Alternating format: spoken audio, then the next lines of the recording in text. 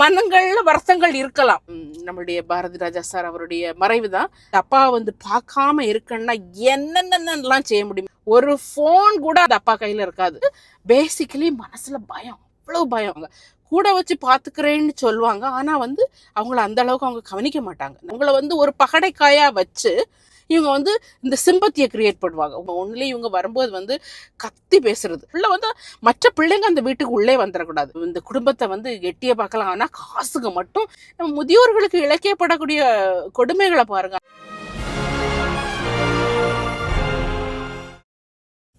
நடந்த பிரச்சனை அன்பு வணக்கம். ஹலோ எல்லாரும் எப்படி இருக்கீங்க? சூப்பராக இருப்பீங்க நம்புறேன். நான் நல்ல சூப்பராக இருக்கேன். மக்களே இன்னைக்கு பார்த்தீங்கன்னா சூப்பரான நாள், அடிப்படியான நாள். என்னன்னு கேட்டிங்கன்னா, என் மக்களே இன்னைக்கு இப்போ பார்த்தீங்கன்னா தமிழ் உலகத்தில் இப்போ வந்து எல்லாரும் பேசிகிட்டு இருக்கிறது வந்து நம்மளுடைய பாரதி ராஜா சார் அவருடைய மறைவு தான். வந்து அவருடைய மறைவு வந்து அவர் எவ்வளோ பெரிய ஆள், சினிமா உலகத்தில் கொடிகட்டு பிறந்தவர். அவருடைய படங்கள் பார்த்து ரசித்து வளர்ந்த நாம. ஸோ அது வந்து உண்மையிலே மனசுக்கு ரொம்ப ஒரு சோகமான ஒரு நிகழ்வாக இருந்தாலும் கூட இன்னைக்கு வந்து அவர் இறந்தது கூட மறந்துட்டாங்கன்னு சொல்லலாம். அவங்க வீட்டில் நடக்கக்கூடிய சண்டையை தான் பெருசாக எல்லாரும் பேசிகிட்டு இருக்கிறாங்க. மனுஷன் வாழ்க்கை இப்படி தான்.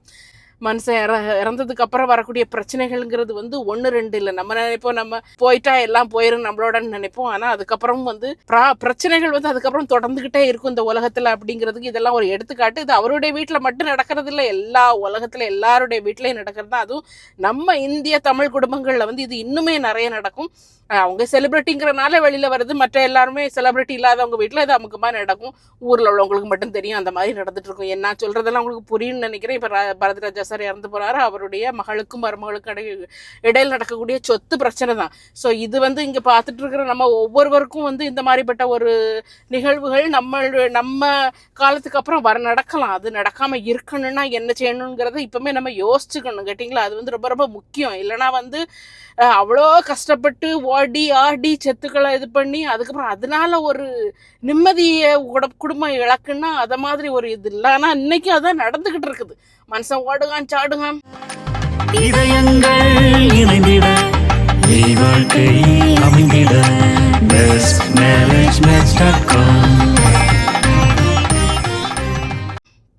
இப்போ பார்த்தீங்கன்னா ஒரு குடும்பத்தை எடுத்து நான் சொல்லணும்னு தேவையில்லை. மனசு வாழ்க்கை எப்படி தான் நடக்குது. நம்ம குடும்பத்தை ஒரு குடும்பம் அப்பா அம்மா நம்ம அப்பா அம்மாவே இருந்தாங்க. அவங்களுக்கு நம்ம எல்லாம் நம்ம கூட 2-3 சகோதரிகள் அப்படின்னு சொல்லி சகோதரிகள் நம்ம பிறந்ததும் அந்த ஸ்கூல் டைமு இல்லைன்னா காலேஜ் டைமு இந்த டைமுகள்லாம் பார்த்தீங்கன்னா பயங்கர சகோதர பாசங்கிறது அப்போ தான் ரொம்ப பீக்கில் நிற்கும். அதுக்கப்புறம் கல்யாணம் முடிஞ்சு அந்த ஃபஸ்ட்டு ஃபியூ இயர்ஸ்லாம் நல்லா தான் இருக்கும். குழந்தைகளுக்குள்ள அவங்களுக்கு குழந்தைங்கள் பிறக்கும், அக்காவுக்கு குழந்தைங்க, சித்தி பிள்ளைங்க, அப்படி இப்படின்னு பெரியம்மா பிள்ளைங்க, அப்படி இப்படின்னு பயங்கர இதாக தான் இருக்காம நாள் போக போக பிள்ளைகள்லாம் பிறந்தாலே வந்து குடும்பம் பெருசாகும் போது நம்மளுடைய செலவுகளும் அதிகமாக, அதுக்கான காசுகளும் வரும், தேவைகளும் இருக்கும். நம்ம யார்கிட்ட போவோம்? நமக்கு ஒன்றுன்னா நம்ம பெற்றோர்கிட்ட தான் போவோம். அப்படித்தானே? பெற்றோர்கிட்ட போய் சில பெற்றோர் என்ன பண்ணுவாங்க, கொடுப்பாங்க. சில பெற்றோர் கொடுக்க மாட்டாங்க. என்ன பண்ணுவாங்க, கையிலே வச்சுட்டு இருப்பாங்க. வச்சுட்டு இப்பவுமே கொடுத்துட்டா இவன் எல்லாத்தையும் செலவு பண்ணி ஒன்றும் இல்லாமல் ஆக்கிடுவான்னு சொல்லி அவங்களும் ஒரு நல்ல மனசோட தான் வச்சுருப்பாங்க கையில்.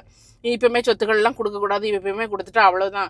ஆனால் பல ஆட்கள் அப்படி தான் இருக்குது. நேரத்தை சொத்துக்களை வாங்கி எழுதி வாங்கி பேரண்ட்ஸுக்கிட்ட அடித்து பிடிச்சி எழுதி வாங்குறது. அதுக்கப்புறம் அதை வந்து அவங்க என்னத்துக்கு தான் அவங்க செலவழிப்பாங்களோ அதை வந்து ஒரு ஒரு ஒரு சேவிங்ஸாக அது மூலமாக நம்ம வளரணும்னு நினைக்க மாட்டாங்க சிலவங்க. அதை வந்து அப்படி ஃபுல்லாக ஆட்டை போட்டு இருக்கிறவங்களும் இந்த உலகத்தில் இருக்கிறாங்க. அதனால தான் பல பேரண்ட்ஸும் என்னுடைய காலத்துக்கு அப்புறம் எடுத்துகிட்டு போட்டு அவங்களுக்கும் கொஞ்சம் வயசாகட்டு, கொஞ்சம் மனசில் கொஞ்சம் நல்ல புத்தி வரட்டும், அதுக்கப்புறம் எடுத்துகிட்டு போட்டுன்னு பல பேரண்ட்ஸும் விட்டு வச்சிடுறாங்க. bestmarriagematch.com இணைய திருமண சேவையின் அன்பான வணக்கங்கள். ஸோ இன்னைக்கும் ஒரு சூப்பரான ஒரு வருடம் தான் வந்திருக்கிறோம். நம்ம இன்னைக்கு கொண்டு வந்திருக்க யாருன்னு பார்த்தீங்கன்னா, இவங்க ஒரு ஆண், இவங்களுக்கு வயது 36, இந்த ஹிந்து மதத்தை சேர்ந்த தமிழர். இவங்க MSc IITயில் முடிச்சுட்டு டேட்டா சயின்டிஸ்டாக சென்னையில் தமிழ்நாட்டில் ஒர்க் பண்ணிட்டு இருக்கிறாங்க. ஸோ இவங்களை பற்றியான முழு விவரங்கள் தெரிஞ்சுக்கணும், இல்லை இவங்களை டைரெக்டாக நீங்கள் காண்டாக்ட் பண்ணணும் அப்படின்னு நீங்கள் நினச்சிங்கன்னா நீங்கள் பண்ண வேண்டியதெல்லாம் bestmarriagematch.com அப்படிங்கிற அந்த வெப்சைட்டில் நீங்கள் ரெஜிஸ்டர் பண்ணி ரெஜிஸ்ட்ரேஷன் நம்பர் BMM202411111029 இந்த நம்பரில் நீங்கள் சர்ச் பண்ணிங்கன்னா இவங்களை பற்றியான முழு விவரங்கள் நீங்கள் தெரிஞ்சுக்கலாம். இவங்களை டைரெக்டாக நீங்கள் காண்டாக்ட் பண்ணலாம். இவங்களுக்கு கூடிய சீக்கிரத்தில் நல்ல மன மகள் வந்துட்டு நம்முடைய வாழ்த்துக்கள். பல பேரண்ட்ஸுக்கு என்னடான்னா பயம். நம்ம வந்து இப்பவுமே வந்து நம்முடைய சொத்துக்கள் நம்ம கையில் உள்ள காசுகள் எல்லாம் பிள்ளைகளுக்கு எழுதி கொடுத்துட்டோம்னா பிள்ளைகள் நம்ம கடைசி காலத்தில் பார்க்காதோ அப்படிங்கிற ஒரு பயம். அது வந்து நம்ம நாடுகளில் பெரிய பெரிய ஒரு பயமாகவே இருக்குது. இந்த நாட்டுகளை இப்போ நான் இருக்கிறது யூகேல கேட்டிங்களா, லண்டனில். யூகேல பார்த்தீங்கன்னா இப்போ இங்கே பல முறையில் நம்ம சொத்துக்களை நம்ம பிள்ளைங்களுக்கு கொடுக்கலாம், நம்ம கிஃப்டாக கொடுக்கலாம், இல்லைன்னா அவங்க வாங்கிட்டு இன்ஹெரிட்டன்ஸ் டேக்ஸ் இது பண்ணலாம். அந்த மாதிரி பல முறைகளில் இந்த சொத்துக்கள் கொடுக்குறது இங்கே இருக்குது. பட் அப்படி இருந்தால் கூட நம்ம கிஃப்டாக நம்ம பிள்ளைங்களுக்கு கொடுத்துட்டோன்னு வைங்களேன், கொடுத்துட்டு அதுக்கு பிறகு வந்து நமக்கு வயசாகுது அப்படின்னா நம்ம பிள்ளைங்க வந்து நம்மளை பார்க்கலன்னா கவர்மெண்ட் அதில் தலையிட்டு அந்த சொத்துக்களை எல்லாம் ரிட்டர்ன் ஒரு நாளும் வந்து வயசானவங்களை வந்து கஷ்டப்படுத்த வைக்காது. அந்த சொத்துக்களை எல்லாம் வாங்கி அந்த சொத்துக்களை வரக்கூடிய காசை வச்சு இந்த கவர்மெண்ட் வந்து இந்த பேரண்ட்ஸை பார்க்கும். அப்படிலாம் அங்கே சட்டங்கள் நிறைய இருக்குது. ஆனால் நம்ம ஊரில் வந்து அப்படிலாம் கிடையாது. இப்போ என்ன நம்ம ஊரில் ஒரு நடந்துட்டு இருக்குதுன்னா, பேரண்ட்ஸ் வந்து ஒரு முதியவர்களாக ஆக ஆக பொதுவாக அந்த வெளிநாட்டில் நாங்களாம் இருக்கிறோன்னு வைங்களேன், வெளிநாட்டில் இருக்கிறவங்க வந்து நம்ம அப்பா அம்மா போய் ஊரில் போய் நம்ம வந்து அடிக்கடி போய் பார்க்க முடியாது, இல்லை அவங்க கூட நம்ம இருக்க முடியாது. ஆனால் என்னைய கேட்டிங்கன்னா, ஆனால் உள்நாட்டில் இருக்கக்கூடிய மற்ற பிள்ளைங்க, நம்ம அப்பா அம்மாவுக்குள்ள வேற பிள்ளைங்க, அவங்க வந்து அதை ஒரு அட்வான்டேஜாக தான் எடுத்துக்கிட்டு ஏன்னா அவங்க பேரண்ட்ஸுடைய எல்லா விதமான சொத்துக்கள் எல்லாத்துலேயுமே அவங்களுக்கு வந்து ஒரு கூடுதலாக ஒரு ப்ரொபோர்ஷன் போகிற மாதிரி, இல்லைன்னா வெளிநாட்டில் உள்ள பிள்ளைங்களுக்கு ஒன்றுமே கிடைக்காது, ஒன்றுமே இல்லாமல் போகிற குடும்பங்கள் நிறைய பேர் இருக்கிறாங்க. ஸோ அப்படியும் வந்து அப்படியே ஆக்கி விட்டுட்டு போயிடுறாங்க. பேரண்ட்ஸே அந்த மாதிரி மனநிலைக்கு ஆயிடுறாங்க. ஐயோ நாங்கள் இந்தியாவில் இருக்கோம், எங்களுக்கும் ஒன்றும் இல்லை, வெளிநாட்டில் உள்ளவங்களுக்கெல்லாம் அவங்களுக்கெல்லாம் நல்ல வேலை இருக்குது, நல்ல நிலையில் இருக்கிறாங்க, இங்கே வந்து எல்லாரும் கஷ்டப்பட்டு தான் ஒரு நிலைக்கு வந்திருப்பாங்க. கேட்டிங்களா, கஷ்டப்படுற காலத்தில் யாரும் கை கொடுத்துருக்க மாட்டாங்க. ஆனாலும் வந்து பேச்சுக்கள் அப்படி தான் வரும். இப்போ பார்த்தாச்சுன்னா அது இந்தியாவில் இருந்தாலும் சரி, இலங்கையில் இங்கிலாந்தில் இருந்தாலும் சரி, இல்லைன்னா நீங்கள் அமெரிக்காவில் இருந்தாலும் சரி, சம்பாத்தியம் எல்லாருக்குமே ஒரே மாதிரி தான் இருக்கும். கஷ்டங்கள் வந்து அதெல்லாம் யாரும் பேச மாட்டாங்க. ஆனால் வந்து அந்த நம்ம ஊரை பொறுத்தவரை அந்த இமோஷ்னலியை அந்த பேரண்ட்ஸை வந்து தன்னுடைய கட்டுப்பாட்டுக்குள்ளே வைக்கிற ஆட்கள் வந்து நிறைய. ஒரு வேளையில் நானே ஊரில் இருந்திருந்தாலும் நானே அதையும் பண்ணியிருக்கலாம். அதுதான் வந்து நம்ம ஊரில் வந்து இப்போ நடந்துட்டு இருக்குது. அது வெளிநாட்டு உள்நாட்டில் இருக்கக்கூடிய பிள்ளைங்க. இன்னொரு சாரார் என்ன தெரியுமா செய்வாங்க, இந்த பெற்றோர் வந்து ரொம்ப முடியாமல் இருப்பாங்கல்ல, அதுக்கு அவங்க அந்த டைம் வர முடியாத, அவங்களுக்கு வயசாகிறது வரை இவங்க இல்லாத கேளிக்கைத்தனமும் பண்ணுவாங்க, இல்லாத இதுவும் பண்ணுவாங்க, பெருசாக பெரிய அளவில் கண்டுக்க மாட்டாங்க. ஆனால் இந்த பெற்றோர் வந்து வயசான உடனே என்ன பண்ணிடுவாங்கன்னா அவங்கள வந்து கையில் எடுத்துட்டு அதாவது ரொம்ப பாசமழையை பொழிவாங்க. அவங்ககிட்ட பொழிஞ்சு நாங்கள் தான் உங்களை பார்க்குறோம், நாங்கள் தான் உங்களுக்கு எல்லாம் செய்கிறோம், நாங்கள் தான் உங்களுக்கு இதுன்னு சொல்லி அவங்களுக்கு மேலே ஒரு அபரீதமான பாசமழை. எதுக்கு, இவங்க இறக்குறதுக்கு முன்னால, இல்லைன்னா இறந்ததும் அந்த சொத்து அந்த வீடு அவங்க கிட்ட இருக்கக்கூடிய காசு எல்லாமே இவங்களுக்கு போகணும். அதுக்காக அது ஒரு ஃபியூ இயர்ஸ் ஆஃப் அந்த ஒரு அபரீதமான ஒரு பாசமழையை பறஞ்சா இவங்களுக்கு கிடச்சி போகும்ல. ஸோ அந்த ஒரு இதுக்காக அந்த அம்மாவையோ அப்பாவையோ வந்து ரெண்டு பேருமே கையில் போட்டுக்குவாங்க. இதில் வந்து ஒருத்தங்க இறந்து போனாங்கன்னு வைங்க, ரெண்டு ஹஸ்பண்ட் ஒய்ஃபில் ஒருத்தங்க இறந்து போனாங்கன்னு வைங்க, இன்னமும் வந்து இந்த சொத்தை வந்து அபரிகரிக்கணும், நமக்கு தான் எல்லா சொத்தும் வரணும் ஒரு பிள்ளை நினைக்கும்ல, அந்த பிள்ளைக்கு வந்து இன்னமும் அது வந்து ஒரு லக்காகி போகும்.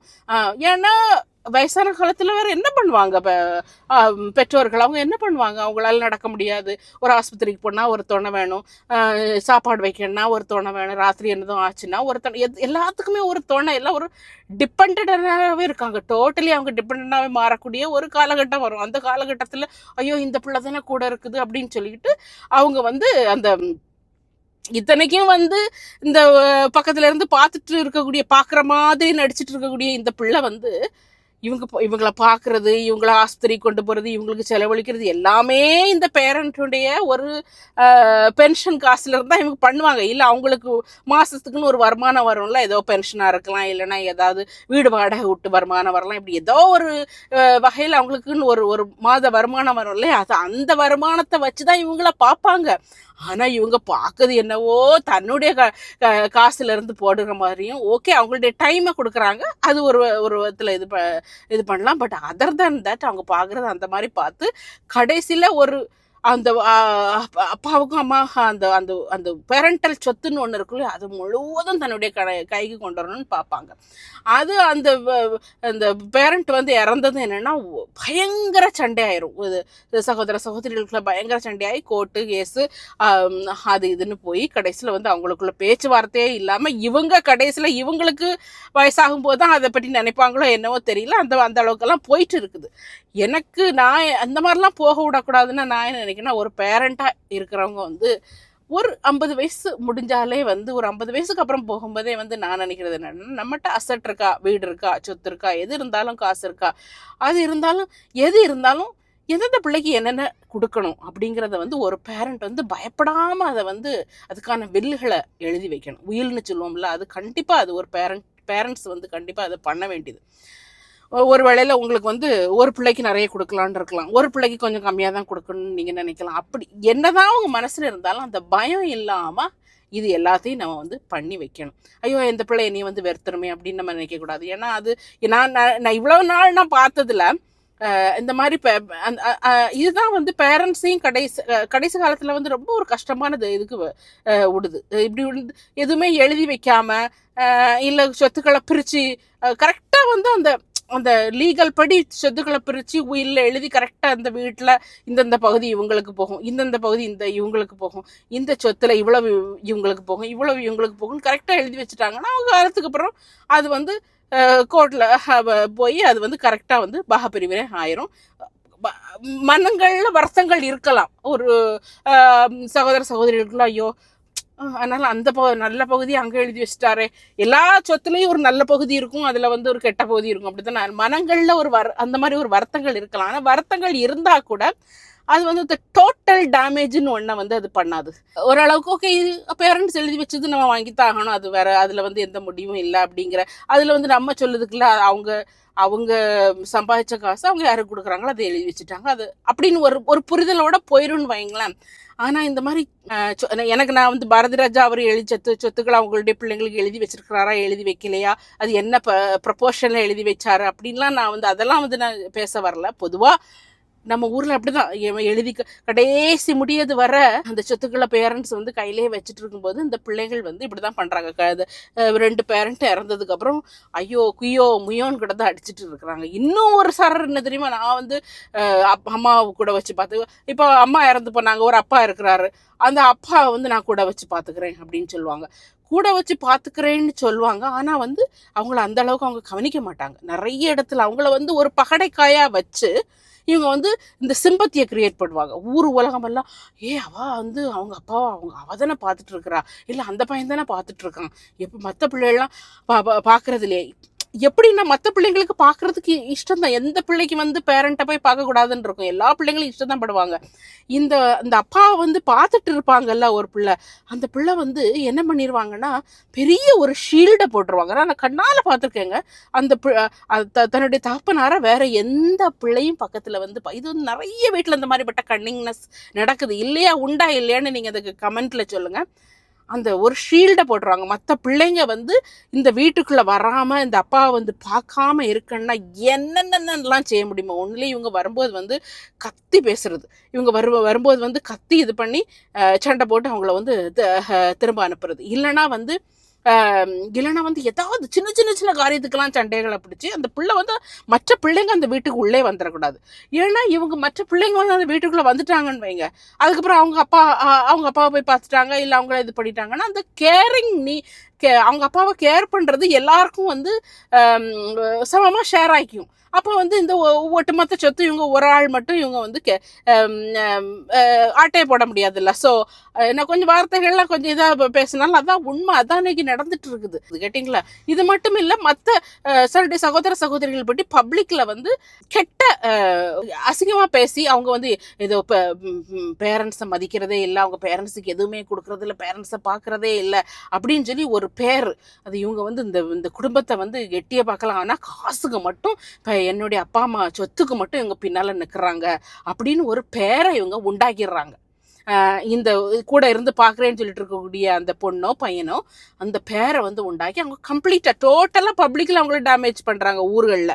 அதுக்கப்புறம் வந்து அவங்கள வந்து அப்பா அம்மாவை பார்க்க வர விடாமல் என்னெல்லாம் செய்யலாமா. இவனுக்கு 4 பிள்ளைகள் இருக்கும், அப்பா அம்மாவை பார்க்கணுன்னு போவான். அங்கே போனால் அங்கே ஊறுபட்ட சண்டை, ஊறுபட்ட ஒரு பேச்சு. அப்புறம் திரும்ப இவன் வந்து வீட்டுக்கு வந்து அது ஒரு தடவை போய் பார்ப்பான், 2 தடவை போய் பார்ப்பான். அம்மா இதுகளை போடுக சத்தத்தில் நமக்கு இவங்களுக்கும் வந்து வயசு வந்து ஒரு 40 வயசுக்கு மேலே போகும், உடல் உபாதைகள் இருக்கும். இதெல்லாம் விட்டுக்கிட்டு நமக்கும் குழந்தைகள் இருக்குது, நமக்கும் குடும்பம் இருக்குன்னு அவன் பாட்டில் நீ ஏன் வச்சு பார்த்துக்காம அவங்க அமையா பண்ணி அப்படின்னு சொல்லிக்கிட்டு வந்து இவங்க வந்து கொஞ்சம் தள்ளி இருக்கிறதுக்கான ஒரு வாய்ப்பும் தள்ளி இருக்கிறதுக்கான ஒரு சூழலையும் உருவாக்கி நாங்கள் தான் இந்த அப்பாவை பார்க்குறோம், நாங்கள் தான் இந்த அம்மாவை பார்க்குறோம், நான் தான் பெருசு, நான் தான் நல்லவன் சொல்லி உலகத்துக்கு ஒரு முகமூடியை போட்டு வச்சுக்கிட்டே இருப்பாங்க. நிறைய குடும்பங்கள்ல இது நடக்குது. அந்த அவங்க பிடியில இருக்கக்கூடிய அந்த பேரண்ட்ஸ்ட்டு நீங்க போய் பேசுனீங்கன்னா அவங்களுக்கு தெரியும். எப்பவுமே அழுவாங்க, யாரை பார்த்தாலும் அவங்க அழுவாங்க. ஏன்னா அவங்களுக்கு வந்து அவங்க வந்து ஒரு டிப்ரெஷன்ல இருப்பாங்க.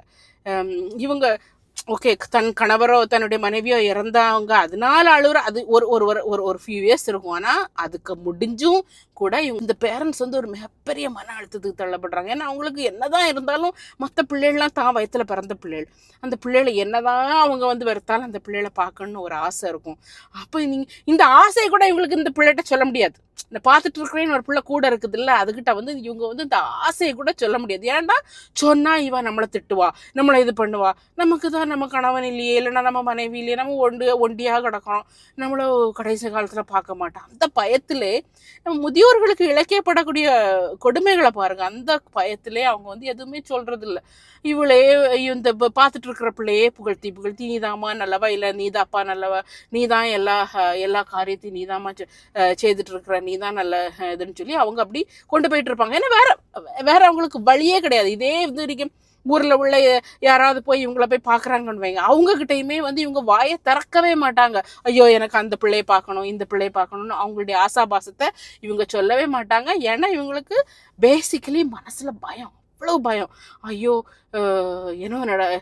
நம்ம சொல்லிட்டோம்னா என்ன நடந்துருமோ, எந்த அளவுக்கு இந்த பிள்ளைங்க இந்த மாதிரி அப்பாவையும் அம்மாவையும் பார்த்துக்கிறேங்கிற ஒரு சிறையில் அப்பாவும் வச்சிருக்கிறாங்கன்னா, இன்ஃபேக்ட் ஒரு ஃபோன் கூட வாங்கி கொடுக்க மாட்டாங்க.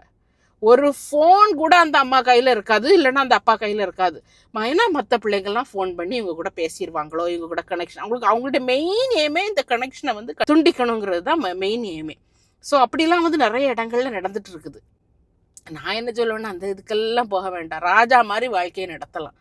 நமக்கு முடியாத காலத்தில் வரும்போது நம்ம பார்த்துக்கலாம். எல்லாம் அவங்கவுங்களுக்குள்ளதை எழுதிட்டு தனக்கும் ஒரு பாகத்தை வச்சுக்கிட்டு என்னை யார் கடைசியில் பார்க்குறாங்களோ அவங்களுக்கு என்னுடைய பாகம் போயிட்டு போகுதுப்பா, முடிஞ்சு போச்சா என்னை யார் பார்க்குறவங்களுக்கு மாதந்தோறும் எனக்கு இவ்வளவு அதாவது இந்த டிரான்ஸ்பரன்சி பேரண்ட்ஸ் கொண்டு வர மாட்டேங்கிறாங்க. அதனால தான் அந்த இது எனக்கு இவ்வளவு சொத்து இருக்குது, பேங்கில் எவ்வளோ நான் காசு போட்டு வச்சுருக்கிறேன், மாதம் எனக்கு வந்து பென்ஷன் இவ்வளோ வருது அப்படிங்கிறது வந்து பல வீடுகளில் பேரண்ட்ஸுடைய அந்த ஏர்னிங் வந்து பிள்ளைங்களுக்கு தெரிய மாட்டேங்குது. அவங்க வந்து இவங்க தெரிஞ்சுட்டா இவங்க நம்மளை வந்து இது பண்ணிடுவாங்களோ, நம்மகிட்ட இருந்து எல்லாத்தையும் அபகரிச்சுட்டு போயிடுவாங்களோன்னு பேரண்ட்ஸ் நினைக்கிறாங்க. பட் அப்படி இல்லை. இந்த டிரான்ஸ்பரண்டாக இருக்கும்போது நமக்கு வந்து கூட கொஞ்சம் ஈஸியாக இருக்கும்னு நினைக்கிறேன். லைஃபு உலகமே இப்படி தான் நடந்துட்டு இருக்குது. அதனால தான் இந்த நாடுகள்லாம் பார்த்துருக்கீங்கன்னா அந்த சேஃப்கார்டிங், அதாவது எல்டர்லிக்கு ஆதரவாக அவ்வளவு சேஃப்கார்டிங் வச்சுருக்காங்க. சும்மாலாம் நீங்கள் வந்து நானே என் வீட்டை என் பிள்ளைகளுக்கு வந்து கிஃப்டாக கொடுத்துட்டேன்னு வைங்க, கிஃப்டாக கொடுத்துட்டு எனக்கு பென்ஷன் வருது, பென்ஷன் வரக்கூடிய காசில் நான் ஏதோ ஒரு இடத்துல ரெண்டில் இருந்துட்டு போகிறேன்னு வைங்க. ஆனால் எனக்கு முடியாமல் ஆயிடுச்சுது, எனக்கு ஒன்றுமே முடியல அப்படின்னா வந்து கவர்மெண்ட் வந்து முதல்ல நான் கிஃப்டாக யாருக்கும் என்னென்ன என் பேரில் எந்த காலத்தில் அந்த கிஃப்ட் நான் கொடுத்துருந்தாலும் கவர்மெண்ட் வந்து அதை தோண்டி எடுத்துரும். போய் வந்து கொஸ்டின் பண்ணி நீங்கள் ஏன் பார்க்க மாட்டேங்கிறீங்க, ஓகே நீங்கள் பார்க்கட்டா நாங்கள் பார்க்குறோம், but return all the gift உங்கள் அம்மா வந்து உங்கள் அப்பாவும் உங்களுக்கு கொடுத்த கிஃப்டெல்லாம் நீங்கள் வந்து கவர்மெண்ட்டுக்கு ரிட்டர்ன் பண்ணிடணும் அப்படின்னு சொல்லி இங்கே நிறைய பாலிசிஸ்லாம் இருக்குது. அது வந்து கவர்மெண்ட், நம்ம ஊர் வந்து மிகப்பெரிய ஒரு நாடு, எல்லாத்துக்கும் கவர்மெண்ட் வந்து போய் எல்லாத்துக்கும் நிற்க முடியாது. ஸோ அப்படியெல்லாம் வந்து நாடுகளில் வந்து சட்டங்களை வந்து வலுவாக்கி ஒரு சேஃப்கார்டிங் பண்ணுறது மாதிரி வச்சுருக்குறாங்க. நம்ம ஊரில் அப்படி இல்லைன்னு இல்லை, அப்படி இருக்கும் கண்டிப்பாக. பட் யாருமே அந்த மாதிரி ஏன்னா ஒரு கோர்ட்டு கேஸுன்னு போயாச்சுனாலே அது வருஷ காலம் அது வந்து போயிட்டே இருக்கக்கூடிய ஒரு இது. ஒரு கோர்ட்டில் போய் ஒரு கேஸை போட்டோம், அது வந்து உடனே முடிச்சு கொடுப்பாங்கன்னா கிடையாது. எல்லா ஊர்களையும் அப்படிதான் வருஷ காலம் போயிட்டு இருக்கும்.